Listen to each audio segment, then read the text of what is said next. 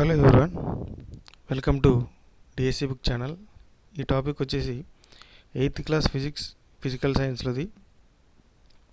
ఈ stars and solar system చాప్టర్లోది. అయితే ఈ టాపిక్ తీసుకోవడానికి కారణం ఏంటంటే, నేను టెట్లో previous papers, DSC previous papers పరిశీలించిన తర్వాత ఈ టాపిక్ చేయడం జరిగింది. ఎందుకంటే ఈ సోలార్ సిస్టమ్ అనే టాపిక్ నుంచి మనకి చాలా క్వశ్చన్స్ రావడం జరిగింది. ఆ క్వశ్చన్స్ కూడా ఈ వీడియోలో ఇంక్లూడ్ చేశాను. నెక్స్ట్ ఏంటంటే, ఈ వీడియోని పిక్చర్స్ కూడా యాడ్ చేయడం జరిగింది. దాంతో మేము ఎక్స్ప్లెనేషన్ చేస్తాను. ఈ వీడియోని ఫస్ట్ నుంచి లాస్ట్ వరకు చూడండి దయచేసి, ఎక్కడ స్కిప్ చేయకండి. ఈ క్వశ్చన్ ప్రీవియస్ ఇయర్ క్వశ్చన్ ఇది. Asteroids are present in the gap between orbit of this planets. అంటే ఇది ఆస్ట్రాయిడ్ బెల్ట్ ఉంటుంది మనకి, మార్స్కి జూపిటర్కి మధ్య ఆస్ట్రాయిడ్ బెల్ట్ ఉంటుంది. అయితే ఆ బెల్ట్ ఏ గ్రహాల మధ్య ఉందని అడిగాడు, ఆస్ట్రాయిడ్ బెల్ట్. ఇది previous year question. Next, among the following incorrect statement about Venus. అంటే ఇచ్చిన వాక్యాలలో సరికాని వాక్యం అని అడిగాడు. ఇది కూడా it is nearest planet of the sun, అంటే సూర్యుడి దగ్గరగా ఉన్న గ్రహం అన్నాడు. అది రాంగ్, ఎందుకంటే సూర్యుడి దగ్గరగా ఉన్న గ్రహం మెర్క్యూరీ. సో ఈ విధంగా మీకు మొత్తం లెసన్ విన్న తర్వాత మీకు ఈ క్వశ్చన్స్ అవి చాలా బాగా అర్థమవుతాయి అండ్ ఆన్సర్ చేయగలరు. మీరు స్క్రీన్ షాట్ తీసి పెట్టుకోండి. Next, while rotating the planet Uranus appears to roll on the side because, అంటే యురేనస్ తన చుట్టూ తాను తిరిగేటప్పుడు దొరుకుతున్నట్టుగా కనిపించడానికి గల కారణం ఏంటంటే, it has highly tilted rotation axis. అంటే దాని అక్షం అనేది అత్యధికంగా వంగి ఉండటం కారణం. దీన్ని కూడా మీరు ఈ టాపిక్లో చూడవచ్చు. నెక్స్ట్, సోలార్ సిస్టమ్కి వచ్చేసరికి the sun and celestial bodies, అంటే అంతరిక్ష వస్తువులు, which revolve around it from solar system. అంటే ఈ సూర్యుని చుట్టూ ఈ వస్తువులు అనేటువంటివి, ఈ అంతరిక్ష వస్తువులు అనేటువంటివి సెలెస్టియల్ బాడీస్. సెలెస్టియల్ బాడీస్ అంటే ప్లానెట్స్, కొమెట్స్, ఆస్ట్రాయిడ్స్, మెట్రోస్. ఇవి ఈ అంతరిక్ష వస్తువులు అంటారు, వీటిని సెలెస్టియల్ బాడీస్. ఇవి సూర్యుని చుట్టూ తిరగడం జరుగుతుంది ఈ సోలార్ సిస్టంలో. దేని ద్వారా అంటే గ్రావిటేషనల్ ఫోర్స్ ద్వారా. గ్రావిటేషనల్ ఫోర్స్ అంటే గురుత్వాకర్షణ శక్తి. దీని కారణంగానే మన భూమి కూడా దాని యాక్సిస్లో తిరగడం జరుగుతుంది, రివాల్వ్ అవ్వడం జరుగుతుంది. అయితే ఈ గ్రావిటేషన్ ఫోర్సు మన భూమికి కొంత ఎత్తు వరకే పనిచేస్తుంది. తర్వాత ఉన్న గ్రహాలు గ్రావిటేషనల్ ఫోర్స్లోకి వస్తువులని వెళ్ళడం జరుగుతుంది. అంటే మనం ఇప్పుడు ఏదైనా వస్తువుని మనం పైకి విసిరినప్పుడు దాన్ని భూమి ఆకర్షణ శక్తి ఆధారంగా, ఎర్త్ గ్రావిటీ ఆధారంగా మనకి కింద పడడం జరుగుతుంది. అదే ఒకనొక భూమి వాతావరణం దాటుకొని ఒక ప్లేస్కి వెళ్ళినప్పుడు, హైట్కి వెళ్ళినప్పుడు, అది ఆ వస్తువు అనేది భూమి ఆకర్షణ కోల్పోయి ఇతర ఆబ్జెక్ట్స్, స్టార్స్ ఉంటే స్టార్సు, ఇతర ప్లానెట్స్ దీని ఆకర్షణ ఎక్కువగా ఉంటే ఆ ఆకర్షణలోకి వెళ్ళడం జరుగుతుంది. The sun, these objects keep them revolve around it. ఈ ఆకర్షణ శక్తి సూర్యుని చుట్టూ ఈ ప్లానెట్స్ని కానీ, కొమెట్స్ని కానీ, ఆస్ట్రాయిడ్స్ని కానీ వెళ్ళడానికి ఉపయోగపడుతుంది ఈ గ్రావిటేషన్ ఫోర్స్. సన్కు కూడా గ్రావిటేషన్ ఫోర్స్ ఉంటుంది. దాని ద్వారానే ఈ ఇతర గ్రహాలు ఈ సోలార్ సిస్టంలో తిరుగుతూ, దాని కక్షలో తిరుగుతూ ఉండడం జరుగుతుంది. నెక్స్ట్, మనకు ఉన్నటువంటి 8 ప్లానెట్స్ అండ్ దేర్ ఆర్డర్, అంటే దాని క్రమాన్ని చూస్తే ఈ క్రమం అనేది చాలా చాలా ఇంపార్టెంట్ అయిన క్రమం. ఎందుకంటే ఇది చాలా ఎగ్జామ్స్లో, కాంపిటేటివ్ ఎగ్జామ్స్లో అడగడం జరిగింది ఈ క్రమాన్ని. అందువల్ల మీరు గుర్తుపెట్టుకోవడం చాలా చాలా ఇంపార్టెంట్. ఇలా అడగొచ్చు, సూర్యుని దగ్గరగా ఉన్న గ్రహం అడగొచ్చు, సూర్యుని దూరంగా ఉన్న గ్రహం అడగొచ్చు, దాని క్రమాన్ని, సీక్వెన్స్ని అడగొచ్చు. అందువల్ల ఏ విధంగానే క్వశ్చన్ రావడం జరుగుతుంది కాబట్టి మీ సీక్వెన్స్ని గుర్తుపెట్టుకోవడం చాలా చాలా ఇంపార్టెంట్. ఇక్కడ ఈ సీక్వెన్స్ గుర్తుపెట్టుకోవడానికి నేను ఒక కోడ్ చెప్తాను, అది జాగ్రత్తగా గుర్తుంచుకోండి. ఈ కోడ్ ద్వారా మీరు దాన్ని చాలా ఈజీగా గుర్తుపెట్టుకోవడం జరుగుతుంది. అదేంటంటే my very educated mother just served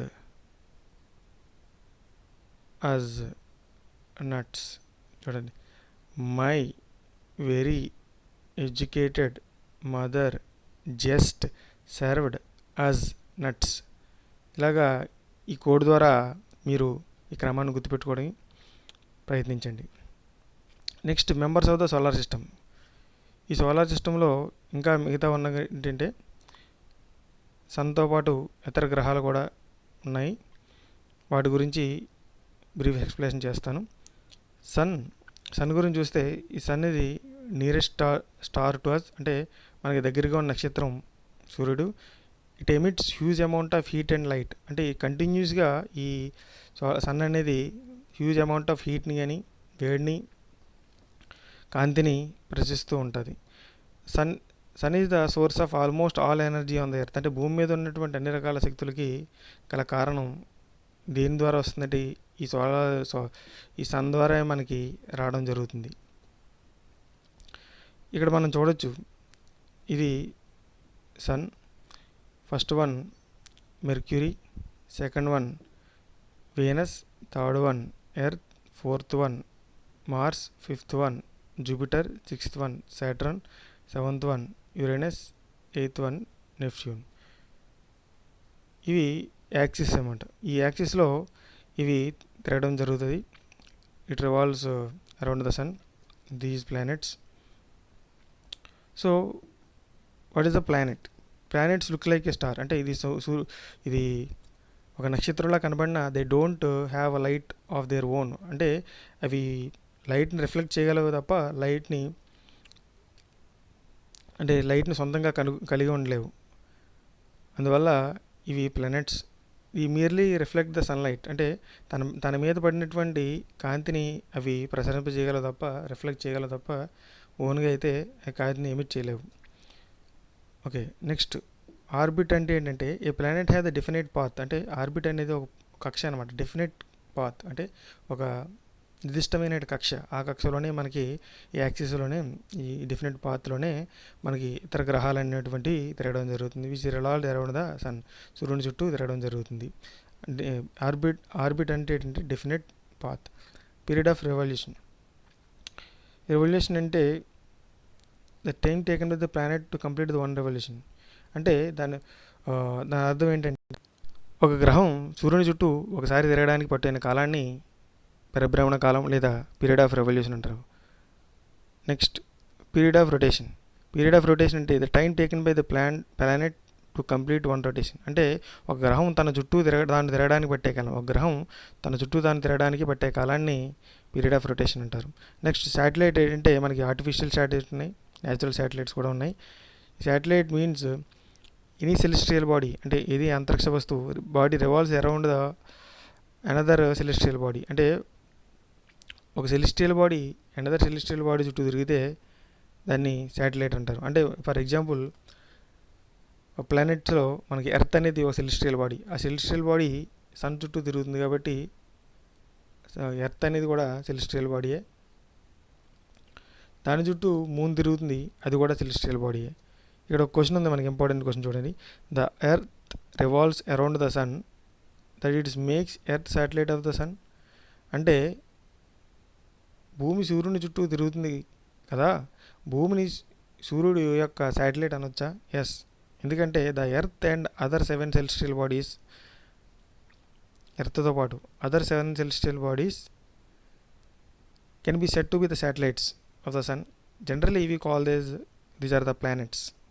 What is the artificial satellite? This artificial satellite is a man-made satellite revolved around the sun. అంటే ఇవి కృత్రిమ ఉపగ్రహాలు, సూర్యుని చుట్టూ మనకి భూమి చుట్టూ తిరుగుతూ ఉంటాయి. మనం తయారు చేసే man made satellites, those are revolving around the sun. Next first planet Mercury is the nearest to the sun. అంటే సూర్యునికి దగ్గరగా ఉన్నటువంటి, చూసారా ఇది, దిస్ ఈజ్ ద మెర్క్యూరీ. సూర్యుడి దగ్గర ఉన్నటువంటి first planet. And small planets of solar system, అంటే చాలా చిన్న ప్లానెట్ కూడా ఇదే, small planet Mercury. And it is difficult to observe it most of the time is hidden in the glacier of the sun. అంటే ఏంటంటే సూర్యుని ప్రకాశంలో కలిసిపోవడం వల్ల దీన్ని మనం చూడడం కష్టం. నో శాటిలైట్స్ ఇట్స్ ఓన్, అంటే దీనికి సహజంగా ఉపగ్రహాలు లేవు, నో శాటిలైట్స్. నెక్స్ట్ వీనస్ చూస్తే, it is we can observe this picture. Earth nearest planetary neighbour, అంటే భూమికి దగ్గరగా ఉన్నటువంటి గ్రహం. And it is also called as the brightest planet, ప్రకాశవంతమైన గ్రహం అంటారు దీన్ని. ఇది ప్రకాశవంతమైన గ్రహం, బ్రైటెస్ట్ ప్లానెట్.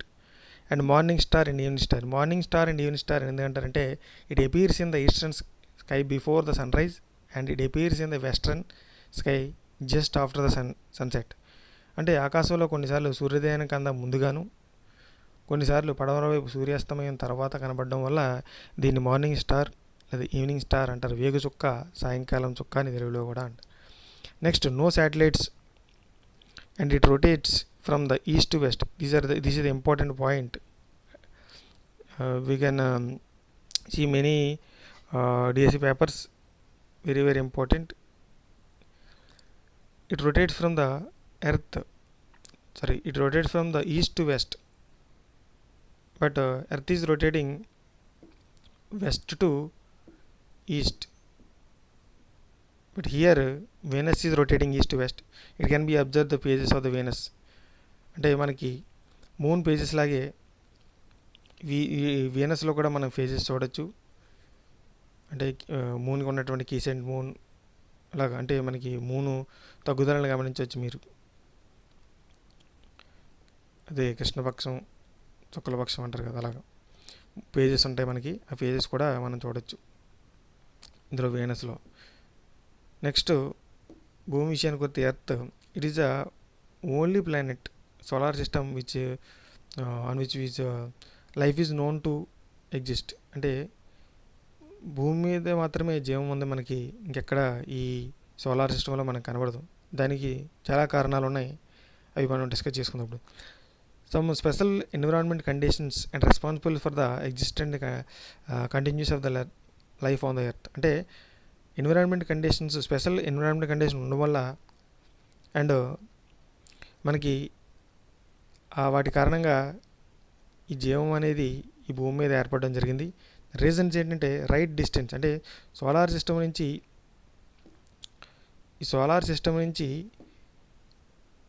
ఒక రైట్ డిస్టెన్స్లో ఉండడం వల్ల అండ్ రైట్ టెంపరేచర్ అంటే ఉష్ణోగ్రత అనేది ఎంత ఉండాలి అంత ఉండడం వల్ల, అండ్ ప్రజెన్స్ ఆఫ్ వాటర్ ఉండడం వల్ల, అండ్ సూటబుల్ అట్మాస్ఫియరిక్ కండిషన్స్, అంటే మనకి వాతావరణం కూడా సూటబుల్గా ఉండడం వల్ల, బ్లాంకెట్ ఆఫ్ ద ఓజోన్ పొర ఉండడం వల్ల మనకి ఇన్ని కారణాల వల్ల మనకి ఈ భూమి మీద అనేది మనుగడ సాగడం జరుగుతుంది.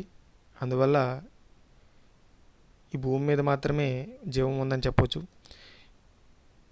ఎర్త్ని బ్లూ ప్లానెట్ అంటారు. బ్లూ ప్లానెట్ ఎందుకంటారంటే మనం స్పేస్ నుంచి చూస్తే ఇక్కడ ఉన్నటువంటి వాటర్ అనేది మనకి వాటర్ కారణంగా ఇది నీలంగా కనబడడం జరుగుతుంది. అందువల్ల earth is called as a blue planet. And it has one satellite that is a own natural satellite that is moon. Moon is a natural satellite, only one satellite. And next one is Mars, is first planet outside the orbit of the Earth. భూమి కక్షకి అవతల ఉన్నటువంటి మనం ఇక్కడ ఈ పిక్చర్లో చూడొచ్చు. ఈ భూకక్షకి అవతల వైపు ఉన్నటువంటి ఈ planet that is a Mars. And it is also called as a red planet. కొంచెం ఎపీరియన్స్ మనకి ఈ రెడ్గా ఉండడం వల్ల దీన్ని రెడ్ ప్లానెట్ అంటారు. ఈ పిక్చర్లో చూడవచ్చు. అండ్ 2 న్యాచురల్ శాటిలైట్స్, దీనికి 2 న్యాచురల్ శాటిలైట్స్ ఉన్నాయి. And NASA is started one mission that is called Mars Science Laboratory. This is launched on 26th November 2011. This is Mars, that is Mars mission. This also NASA is called as National Aeronautics and Space Administration, National Aeronautics and Space Administration. And rover named Curiosity, the launched on March 6th August 2012. అంటే ఈ సంవత్సరం అంగారకుడిపై దిగిన రోజు అనమాట. Curiosity రోవర్ని Mars పైన, Mars గ్రహం మీద. దేనికోసం అంటే searching for weather favourable conditions for the life existing on the Mars. అంటే జీవమనుగడకు ఏ విధంగానైనా ఉపయోగపడుతుందని దీన్ని రీసెర్చ్ చేయడం జరిగింది. మార్స్ మీద క్యూరియాసిటీని రోవర్ని పంపించడం జరిగింది. ఈ పిక్చర్లో చూడొచ్చు మాకు. This is the Mars, red planet. Next one is Jupiter and largest planet in solar system and 1300 earths can be placed inside it. అంటే భూమితో పోలిస్తే 1300 రెట్లు పెద్దది. అంటే ఇందులో 1300 ఎర్త్స్ అనేటువంటి పట్టడం జరుగుతుంది, అంత పెద్దగా ఉంటుంది ఇది. And 318 times that of the earth. అంటే దీని మాసు భూమి కంటే 318 రెట్లు మాత్రమే ఎక్కువగా ఉండడం జరుగుతుంది. And the case of satellites, we have 50 satellites for the Jupiter, and rings also present. We can see with the telescope, and we can also see the 4 its large moons with the telescope. And next one is Saturn. It is beyond Jupiter, and Jupiter tarvata unna graham, and yellowish in color. See, in picture we can notice yellowish color. And the special character is the rings. ఈ rings వల్ల మన solar సిస్టంలో ఇది ప్రత్యేకంగా కనపడడం జరుగుతుంది. అయితే ఈ రింగ్స్ మనకి నేకెడ్ ఐతో కనపడడం. So we need to use the small telescope for that to observe the Saturn is called as Shani in Telugu. And the case of satellites, Saturn has 53 satellites. Next and last one, the Uranus and Neptune is the outermost planets. అంటే మనకి solar system నుంచి సుదూరంగా ఉన్న గ్రహాలు అని చెప్పవచ్చు. చాలా దూరంగా, సూర్యుడి నుంచి చాలా దూరంగా ఉన్న గ్రహాలు. And it rotates east to west like Venus కూడా మనకి ఈస్ట్ నుంచి వెస్ట్ జరుగుతుంది. But earth is rotating west to east, అంటే opposite of Venus and Uranus. And remarkable feature of the Uranus is the highly tilted rotational axis. I already told you in the previous question, highly tilted rotation axis is the reason for that. See, I'll show you the question. See, yes, it is highly tilted axis. This is the question asked in the previous year.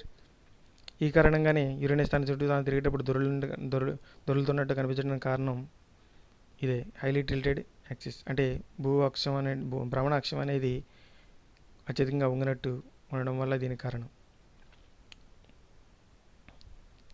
These are Uranus, these are Neptune, we can see in the picture. And next one is here the name of the planets: Mercury, Venus, Earth, Mars, Jupiter, Saturn, Uranus and Neptune. And period of revolution and number of satellites we have given. Mercury is a 1 satellite, and Venus, 0 satellites. These are the 0 satellites, Mercury and Venus. Earth has the 1 natural satellite, Mars has the 2 satellites, and Jupiter 50 satellites, and Saturn is 53 satellites, Uranus 27, and Neptune is 13 satellites. These are the satellites count. I need to remember these because in exam we expected this question from this. So thank you very much, and we'll meet in next video.